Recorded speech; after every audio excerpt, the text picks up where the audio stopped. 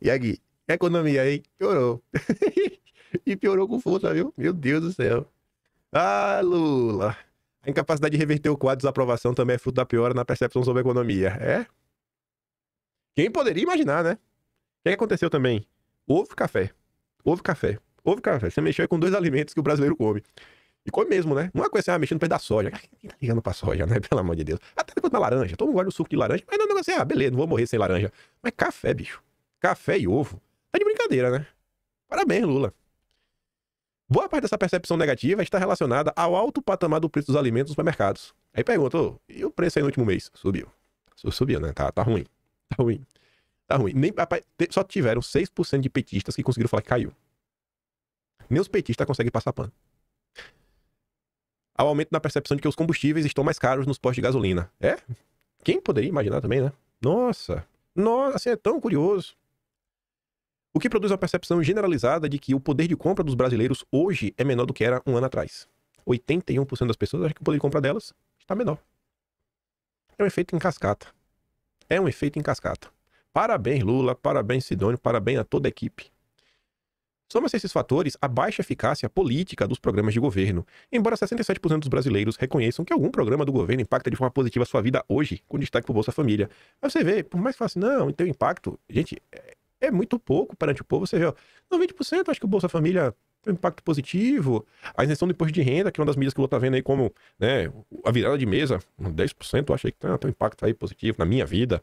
Farmácia Popular 9, Minha Casa Minha Vida 9, Pede 67, né, que também é outro grande carro-chefe do governo. Saquinha filiado do FGTS, que nem foi Lula que inventou, né, tem 4, desenrola 3. Não vai pra lugar nenhum. Cadê?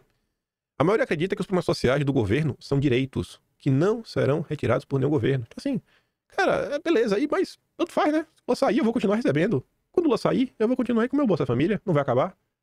A galera não cai mais nessa história, né, da carochinha. Ai, Bolsonaro vai acabar com o Bolsa Família. Ou seja, acabam virando políticas de Estado que existirão independentemente do governo de ocasião. É o processo de extinção da gratidão automática. Mas será que o Lula consegue virar esse jogo? Na minha cabeça, não. Aí, todas as análises que tiveram, notas de bastidor do governo falam, assim, de forma unânime, que o Lula, ele precisa dar uma... ele vai ter que fazer uma mudança brusca em seu governo. Dar uma guinada 180 graus em relação a tudo que ele tá fazendo. Qual a chance disso acontecer? Qual a chance disso acontecer? De coração. O Lula tem compromissos que ele teve aí que aceitar pra poder até ser candidato, né? Pelo menos na minha visão. Que torna impossível. Não tem solução pro Lula. Não tem caminho aí pro Lula resolver, né, a vida e os problemas que ele vai ter que enfrentar nos próximos tempos. Pois bem. E aqui? Pela primeira vez, a maioria considera o governo Lula pior que Bolsonaro.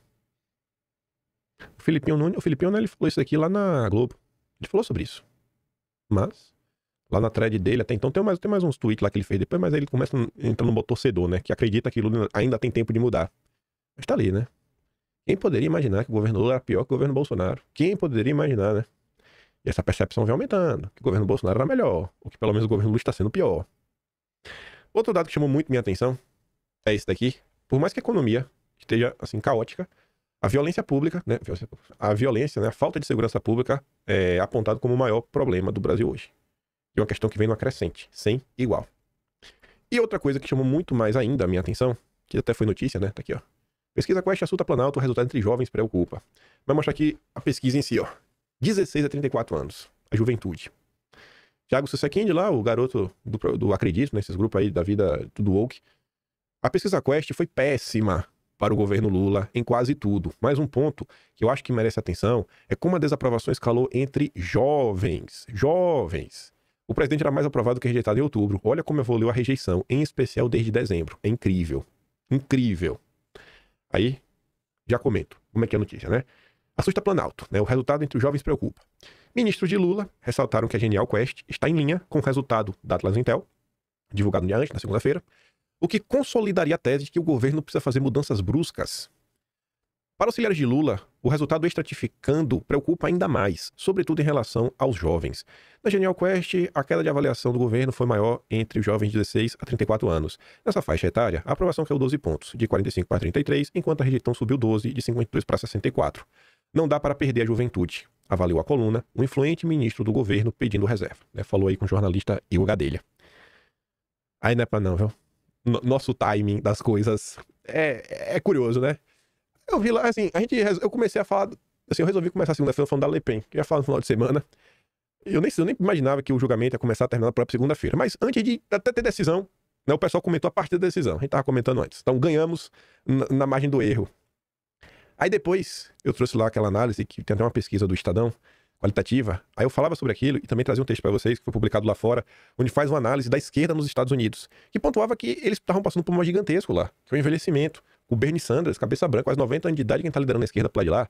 Aí fala que os jovens estão cada vez mais desmotivados para acompanhar, que quando eles vão votar, eles estão votando no Partido Republicano, que quando tem manifestação de rua, tem mais idoso do que jovem, tem manifestação que o cara mais jovem que tá lá com 30 anos de idade. E eu falava, pessoal, esse daqui é o cenário que não é só nos Estados Unidos, é no Brasil.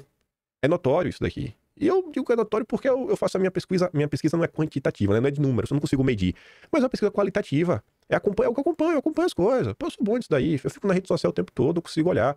Eu não fico pegando, assim, obviamente que um comentário sozinho não representa muita coisa. Mas a depender de quem tá comentando, o comentário daquela pessoa meio que representa uma micro bolha de uma bolha maior, né? Aquele comentário não é um comentário de toda a esquerda, mas é um comentário que representa uma parte relevante da bolha da esquerda. E você vai pegando percepções, vai vendo, cara, isso aqui tá acontecendo. Então, que só confirma o que eu falei pra vocês. A esquerda envelheceu. A esquerda envelheceu. A esquerda não tem mais, né, o que apresentar para os mais jovens. É uma situação bem complicada. O que eu acompanho na rede social, eu vejo que os mais jovens mesmo, essa galera mais jovem, 18 anos, 22 anos, o pessoal está sendo num estado de desesperança. Principalmente quando eles pensam e entram em discussões sobre adquirir bens. Eles falam, cara, vai fazer o que hoje, né? A disputa, a falta de emprego, a falta de empregos com bons salários, falta de oportunidades em tudo, desde estudo, ainda que o cara queira ter uma vida técnica, é complicado, universidade também, idem, e a dificuldade que a vida impõe, o cara hoje em dia, para se dedicar só para estudar, é cada vez mais difícil, tem que ajudar em casa de alguma forma, né? O que faz com que ele tenha menos tempo para realmente se tornar um profissional bem completo, pelas exigências da vida. E aí quando ele pensa no cenário, que ele vai ter que juntar um dinheiro, que não é pouca coisa, né? Quanto é que você tem que estar dando hoje no Brasil, em média? 20%, 30% de entrada para ter acesso a um financiamento? Para pegar juros de quê? 12, 13, 15% para comprar uma casa? Cara, como é que um cara desse vai ter uma casa? Como é que um cara desse vai ter uma casa? Vai ter um carro. Carro 1.0 básico custando 100 mil reais. Tem mais barato? Tem. Ó, eu tô botando elas por elas, né? O completinho ali, a direção que o pessoal diz, tá com 100 mil reais. Que país é esse, gente? E aí, pra onde esse jovem vai? O Lula não consegue mais entregar respostas.